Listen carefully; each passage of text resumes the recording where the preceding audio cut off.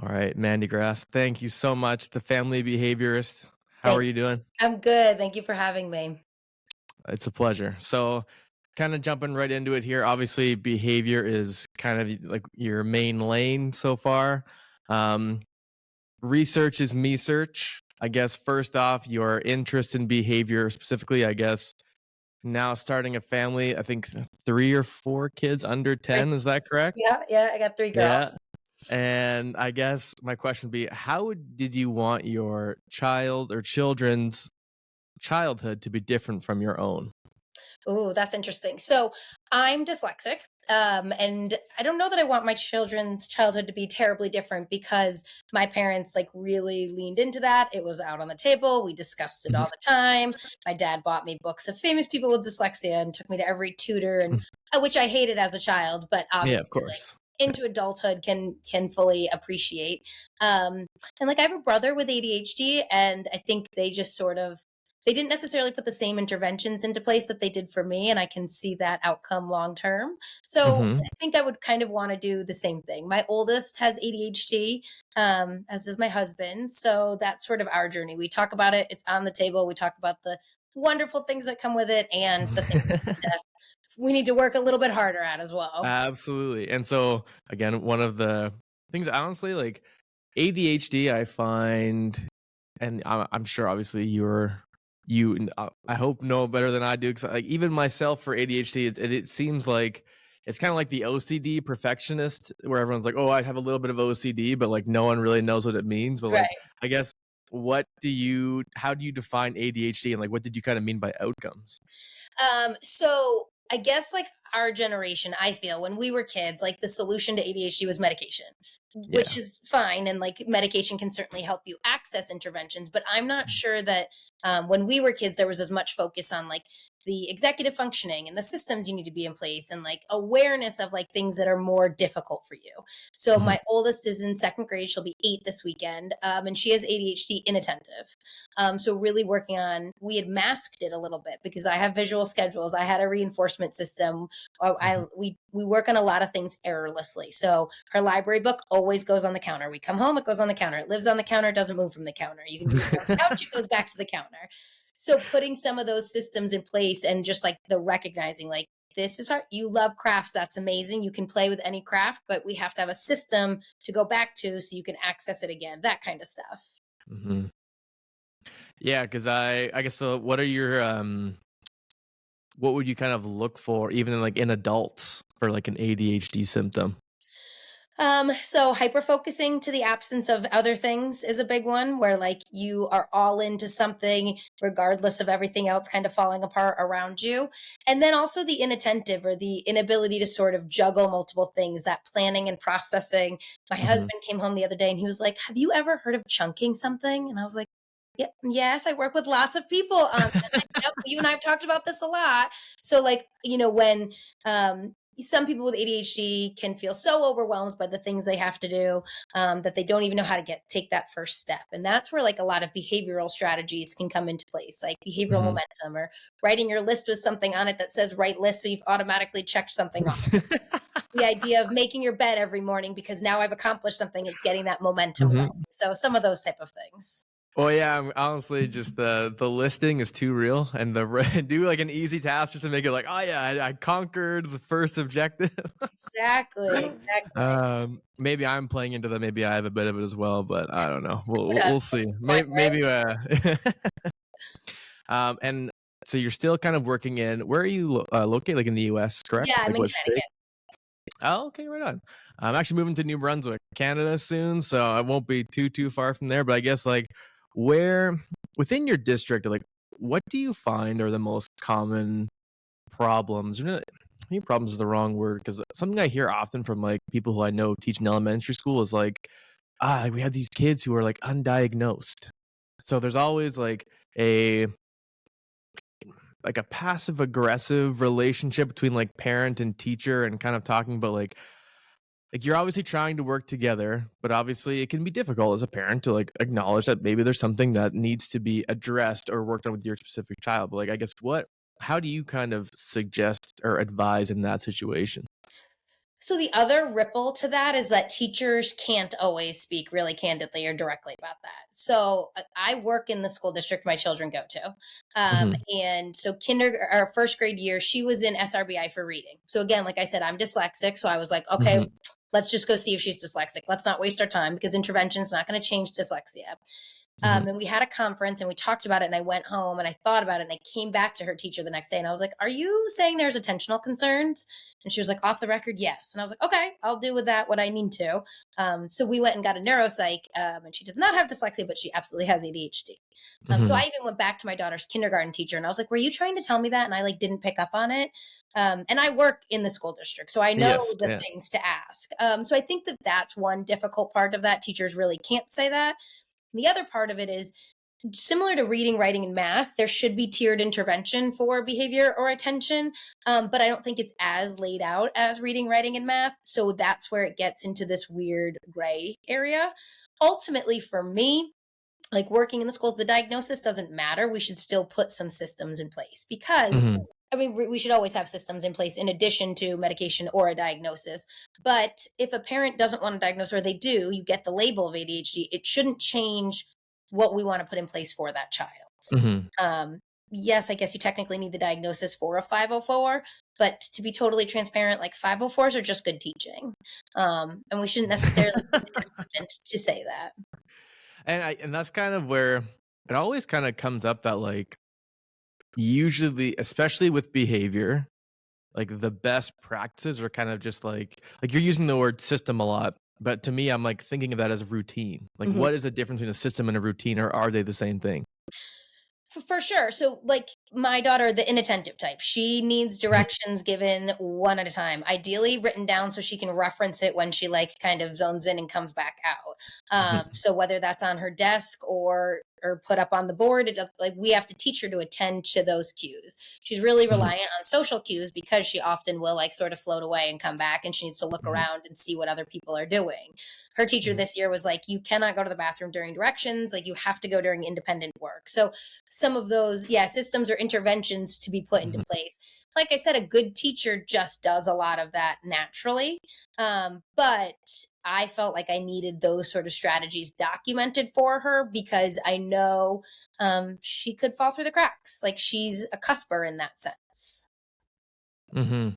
And yeah, because I even noticed that, like, especially like when maybe not like a power struggle, but like when you are having that issue with parents, like when the kids are, especially at that young age, especially when they're starting school, you don't want them to be kind of like be separated from like their peer group. I guess like what are some of the questions that like obviously people who are not specialized in behavior would want to ask, like their kindergarten or preschool teacher? So I would want data. I'm big on the data, but like when we're saying your child's having trouble focusing, what does that mean? Like, how big is this problem? Even when I work with parents now, I would ask them like for more specific data from the teacher because twofold. One, you can be sort of subjected to like if the last 20 minutes of the day were particularly rough, the teacher said, "Oh, the whole day was tough," or if the last 20 minutes were great, but the more, so really looking at our day and like looking at what the trend is and also comparing it to a peer. I just wrote an FBA for a second grader and I took like four different analysis of four different subjects and a peer as well, just to really articulate like how far off age appropriate this is. And it was a random peer each time. It was the same gender, but I switched, I didn't know the kids in the class, so I just pick someone. But for me, if as a parent, that's what I would want to know. How big of a problem is this? And the other thing though that's cautious that I caution parents on there is even with my own daughter, I had said to her teacher, again, I work in the district, I said, if I hadn't brought this to you, and she was like, honestly, I got bigger fish to fry in the class. And so you Yeah. really, really need to advocate for your kid because there's a spectrum of disabilities. And if your kid's not that big of a problem, you're going to fall through the cracks. And then fifth grade's going to be really, really tough because you haven't gotten those systems or interventions in place. Mhm. Yeah, because it's always like it's never from like a bad place where the teachers are usually showing concern, and I would say that's like for the most part. Oh, Obviously, I'm generalizing, but I guess have you ever had the have you ever had the experience where like the parent acknowledges there's an issue, teacher acknowledges there's an issue, they work together, but then they're very like inconsistent on how they implement it, meaning like it's different at home and different at school. Because I guess it's almost sometimes the assumption that like school's going to fix their kid, quote unquote. And I don't mean to, I'm not speaking about like anything directly, but I guess how would you, and because the teachers, again, especially if you're like newer, you don't really have that ground of experience to kind of like say, no, like we're doing something wrong here. So you're always trying to be like, okay, like you guys got it. But then you're putting up with almost on a daily basis, not having the routines put out consistently. So it is really tricky. The way the family behaviorist was born was that I was writing behavior plans, and my old boss at the time was like, "Okay, when you make these behavior plans, I want you to meet with every family that wants to talk about the systems put in place and like how they could implement them in their own home." And then we also turned into a little bit of like what it looks like at home. Ultimately, though, we can't control that environment. Yes. So the parents, you can suggest it, you can show them the data on what's effective. But sometimes as a teacher, you have to separate, like home is going to be what home is, and we can't Yeah. control that. So what system, what can we do at school? In the reverse of that, my daughter wouldn't, like, she has a folder that went back and forth to school, and there was like a Mhm. field trip slip in there, and it was there for 3 days. And I was like, what are you doing? You take it out and you open it. So I started like intermittently putting something in her folder, like a piece of candy or a chapstick. And because then if I did it intermittently, she would always have to check her folder to be able to see if it was there, which would prompt her to take the item out.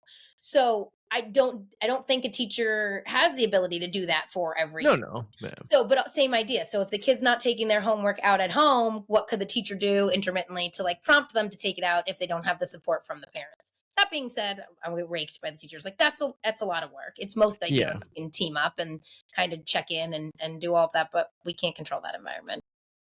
Yeah, 'cause I do think it kind of what we covered there, like, it comes down to being a proactive parent. Obviously, I don't have any kids, so it's always, like, not easy for me to say, but it's easy for me to, like, look at like, both my brothers have kids, and, like, my wife and I will always kinda be like, "Oh, like, I don't know if we would do that," but, like, you never know until you actually have them yourself, so I never wanna, like, cast judgment or because my, I guess, philosophy would be, like, especially being in education, just seeing how many supports that are available when you actually just like take the effort to go and just be, you know what kind of support can they get? And they won't get support unless you actively seek that out. So that's like the most important part. Like it comes down to literally how much funding is the school going to get to apply that? And then not just to your kid, but like just having extra support in the classroom as well.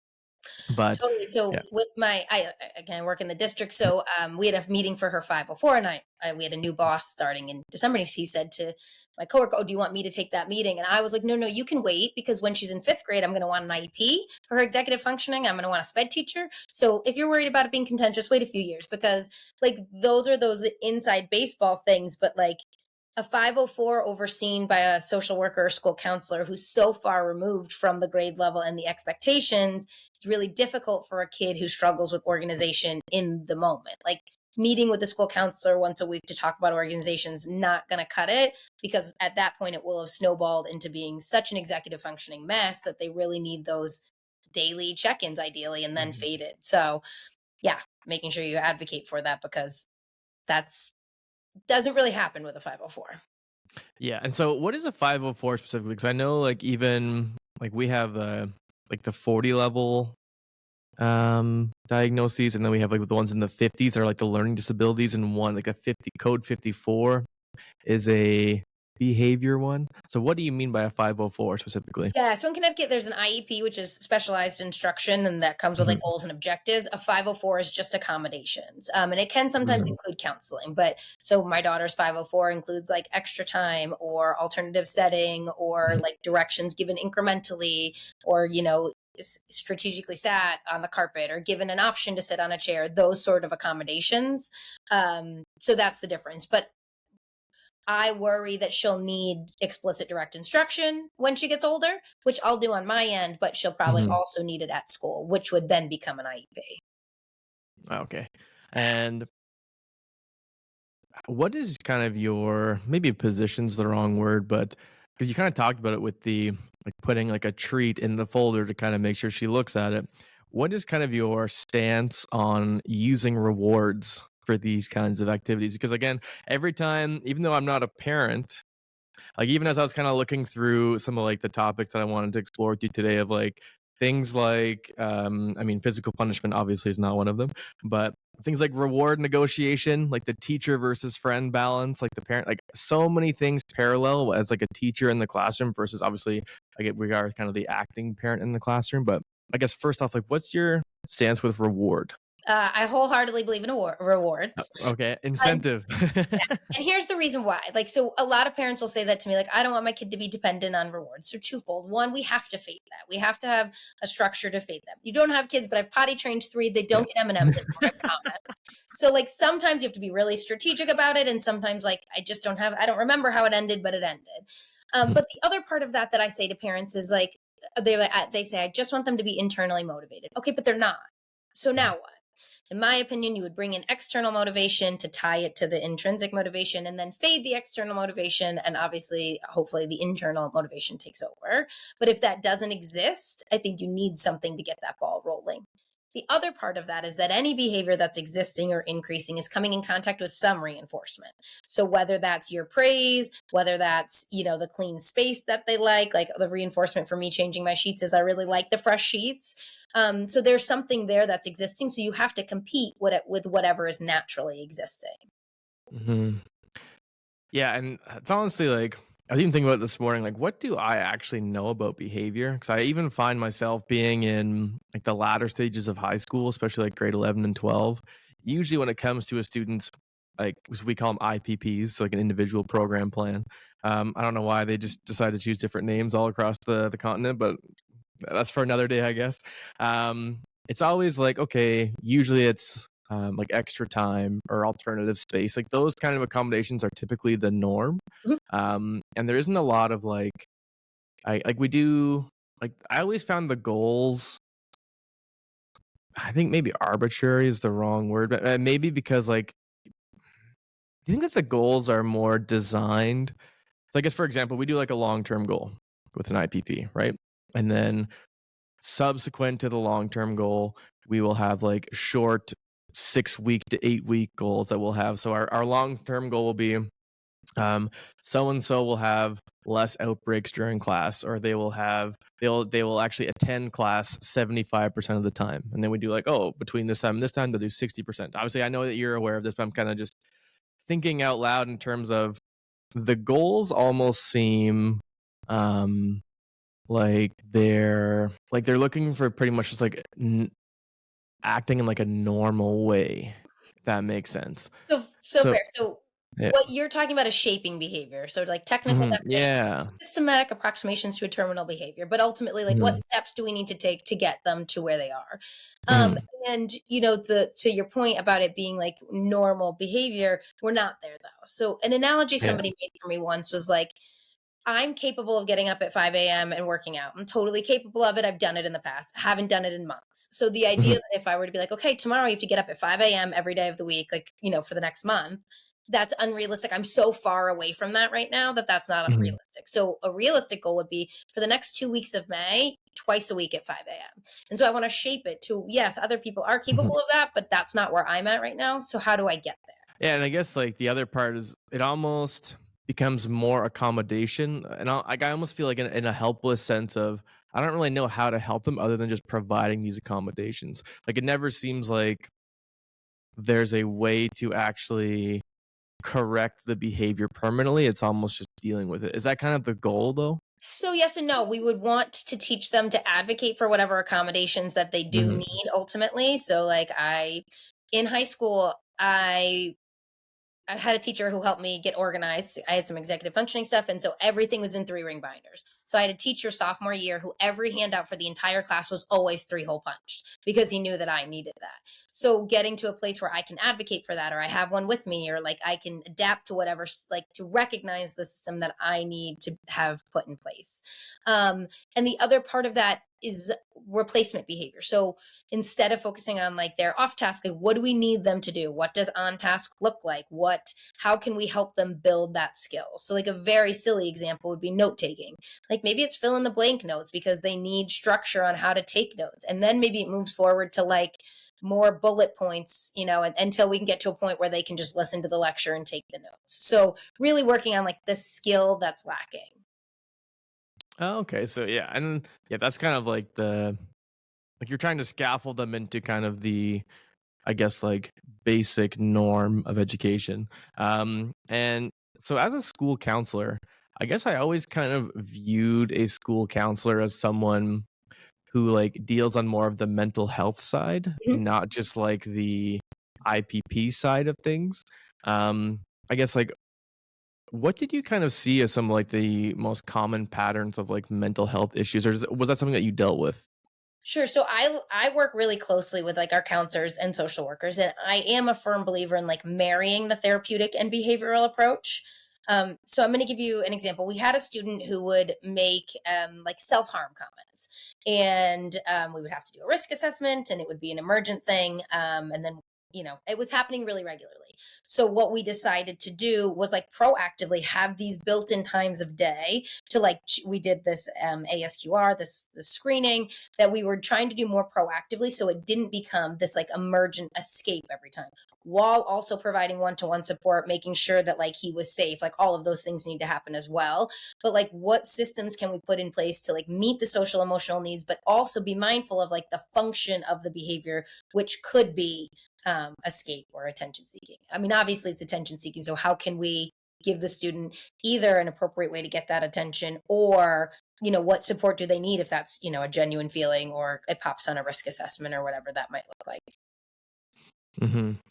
And I almost find that myself because I hear kind of two conflicting narratives. Like I listened to an episode by like Dr. Becky. She's like one of like the Yep. famous like psychologists, and she was talking about like kids need boundaries. Like they need to kind of know where you are at and like what they can and cannot do and like where the line ends. Um, but I almost find myself it's been my personal experience, like, one of the reasons I became a teacher to, like, kinda go back was, like, my dad had cancer when I was in high school, I had teachers that helped me, and I kinda wanted to be that for other students eventually, and, like, obviously, that's a it's a good story, etcetera, but I've even noticed myself when I'll like, a student will come up to me, and they'll share, like, something, like, very not like a traumatic incident, but just something, like, going on in their lives, like, their parent is sick, and I almost find I lack the tools to, like, navigate that conversation other than just like listening because I think you never want to jump in and like steal their thunder of like, oh, this is what happened to me, it was like just as bad, but you also don't want to be the one who's like, you don't have anything to solve. But I Yeah. guess like what would be your advice and kind of when you're a teacher who's not like a behavior specialist or in like a psychology background to kind of navigate that conversation appropriately? Yeah, I think it would be like creating that space, having, being able to listen, challenge, or, proposing possible replacement behaviors if that's asked of you. But I think Hmm. really just listening to the greatest extent. Because depending on whatever a student is disclosing, there might be like other steps that need to happen to help them get the support that they need. But I think ensuring that you're somebody they feel comfortable talking to is definitely the biggest step. Hmm. And so that kind of goes into the question of even in that scenario, kind of like that teacher versus friend balance. Because I know obviously it seems like you have a very and you're very open with like the times in your home where you're like, yeah, like things just didn't go to plan this morning, which I've always have a good chuckle at. Um, but like, how have you kind of balanced that like parent versus friend with your kids, like knowing what you know about behavior? Sure. So, I mean, I think firm but caring. So, Hmm. one of the biggest things with the family behaviors is I don't want anyone to think my kids are perfect because this is what I do. And I also Hmm. don't do it perfectly all the time. Like, Hmm. certainly try not to make it a habit to yell, but I get frustrated. I lose my cool for sure. Hmm. So, really working on what are those moments and what can you do in those moments. For example, I went upstairs the other night. The girls were supposed to have been in bed for like 20 minutes, and I heard a little pitter patter. And I walked in, and normally that would be something like frustrating and triggering to me. And I'd be like, "Get in bed. Yeah. It's 8:20, whatever." Yeah. Yeah. And I see my 2-year-old. She's almost 3, and I was like, "What are you doing?" She's like, "I got water." I go, "Okay. Do you have your water now?" And she's like, "Yes." I was like, "Okay."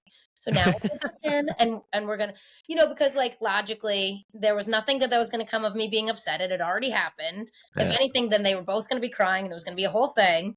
You're just like sort of meeting them where they're at. It is what it is and moving on. Now, that doesn't mean that's not something we're specifically working on right now. It's not a Mhm. pattern of behavior. It was kind of a one off.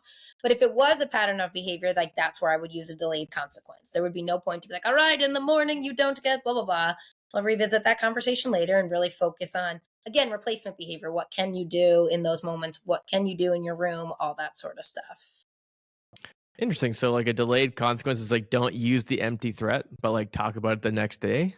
Right. So, like, for example, Oh. we went through like we did bedtime behavior for a while. Mhm. And that what happened the other day with the girls being up, it doesn't happen typically, but it Yeah. did. So that's fine. That's a one off. But if we had a plan in place where they were earning, chocolate milk in the morning, if they stayed in their room at night, they wouldn't have earned it. But going up and being like, okay, now you didn't earn chocolate milk is not going to help anybody go to bed.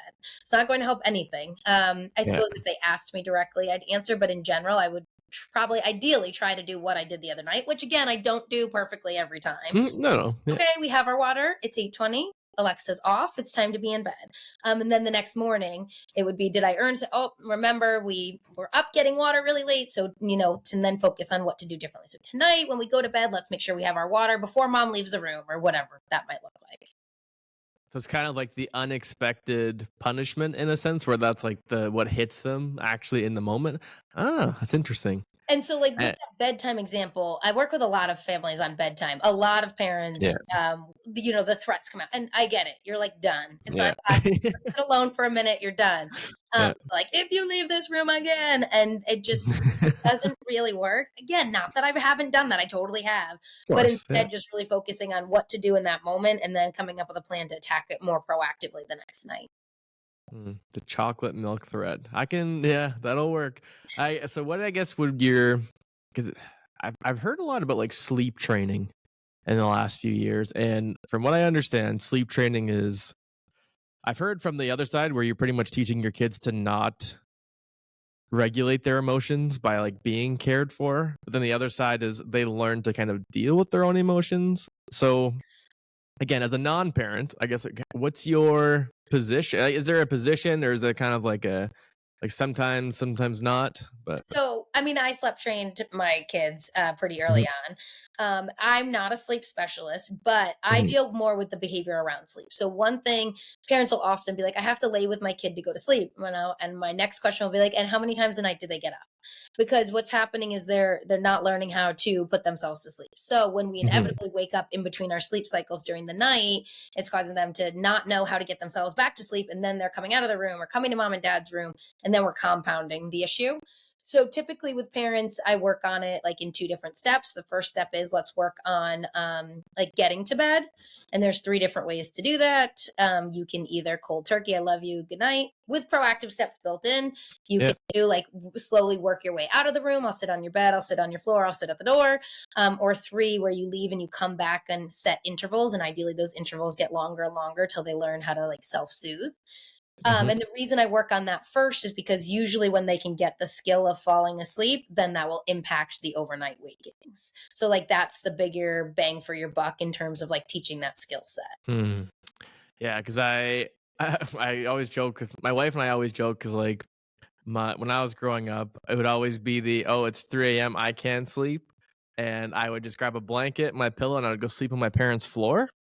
And that was I couldn't tell you how many times, like, I would sleep on, like Totally. like, the hardwood floor, tossing and turning, I don't know why, I'm surprised I didn't get stepped on more, but when my brother broke my arm by stepping on me once, hence the stepping on joke, but my wife, like, her parents' door was closed. So, it's like, "No." Like, unless there's, like, a tornado about to tear this house down, like, you are not coming in this room, which obviously never happened, but it was it was interesting kind of, like, seeing that difference of dynamic because I think my mom was more so like this is now my problem to fix almost, or like if you're coming to see me, then like, you can stay. Um, but yeah, I always hear kind of the back and forth on the sleep one specifically. And so now that you've kind of been working with a lot of people with their kids, like outside of like your district role, like this, I'm assuming this is like a personal like counseling that you're doing. Yeah, parent coaching. Yeah. wh- What are kind of like the most common myths that people believe to still be true in Okay, good. parenting. Great one. So attention seeking behavior and timeouts. Mhm. So first of all, timeouts, the premise of timeout is appropriate for attention seeking or access based requests or behavior. But it doesn't mean you have to do the old school, like go sit on the stairs for 2 minutes, some arbitrary number. It can just be removing your attention. One thing that's super important that I think a lot of parents aren't taught is that they'll be like, I'm ignoring you. In addition to removing your attention, you have to outline how to get it back. So again, that skill deficit. So your kid was nudging and nudging and nudging, or jumping on the couch and jumping on the couch. We want to teach them how to. It seems like you need my attention right now. You can say, "Can I have a hug, please?" You can say, "Mommy, watch." You can say, "Can we play?" We need to teach them what to do to get the attention appropriately. So that's a big one. And then the other part of it is like role playing and coming back to that. So another example would be siblings that are fighting over a toy. You take the toy away. Totally do it. Totally get it. But if we never bring that toy back, next time they have the toy, the same thing's going to happen because we're not working on like the skill of negotiating, turn taking, or, replacing the toy with something else or whatever that might look like. Yeah, because not to because I find it funny. Like my two nieces right now, they're 7 and 4, and like they both had. I'm not trying to call my brother out here at all. That's not what I'm trying to do. But like they both have like a little Nintendo Switch Lite Yep. kind of thing. But they started with one, and they had two. And then now, if one of them's playing Animal Crossing, great game, and the other one's playing Mario Kart, now they want to play like they both want to play the same game. So it's almost like this like continuous trying to um like have the control over it. So I guess like what would be an intervention in that scenario to kind of like prevent? Are you kind of more in the sense of like kids need to like let's just say like one of my nieces has it where one of them wants to play the game, the other is saying like no, it's my turn, and then obviously like one of them has like a negative reaction. I mean, like they start crying, etc., which is obviously a common response. Like, are you more in the camp of like stop crying or like feel your feelings, let it play out, and then go from there? So more in the camp of what is the function of the crying, right? And Mhm. what's your intention here? If your intention is access to the game, if I cry loud enough, dad will give it to me, then we want to teach you how to say, like, I'm naming your feeling and asking for whatever you need. So, like, I feel disappointed. Can I have a turn? If the function is attention, they want dad to come and solve the problem, really saying, like, it seems like you're having a hard time. You can say, can I have a turn or can we talk or whatever? So, no, I'm not in the camp of don't cry necessarily. Yeah, and I know that was kind of like a it's not like an obvious question, like don't feel your feelings, but it's like that seems to be a common trend of especially like in teaching, it's like yell at them till they stop, change the behavior with force, and then move on. And the biggest part about that is that so this is parents typically and teachers respond to a behavior but don't teach what to do instead. So they're learning don't cry over that, but they're not necessarily learning how to solve that problem. So like I just won't play with the switch because whatever happens. Mhm. My middle is have feeling her feelings a lot lately, and I cut up oranges and she shoved an orange in her little sister's face. So I took the oranges away. Like nobody has access to the oranges anymore. Yeah. Sobbing, and I said, I can tell you're having a lot of feelings right now, and I'll be happy to talk to you about them when you're ready. And you can just let Mhm. me know you're ready. So she went upstairs and took a bath and came back down and said, I'm ready. And I was like, okay. For her, a big one's jealousy. So she said, I felt very jealous. So Okay. working on like what are you trying to, unless you're trying to get my attention by that behavior, great. You can just get my attention by saying I feel sad, or you can tell me what you're feeling, we can work through it. So that I think it's really important not to be careful about reinforcing the crying or the big emotions to get the validation. Like my middle went through a like nobody loves me phase, and I was like, oh my god, yes we do. And then it happened Mhm. again, I was like, oh my god, yes we do. And then the third time I was like, Mhm. okay, I've officially taught her to like say nobody loves me so that I will tell her I love her. So one, tell her I love her more proactively, and two, work on naming her feeling.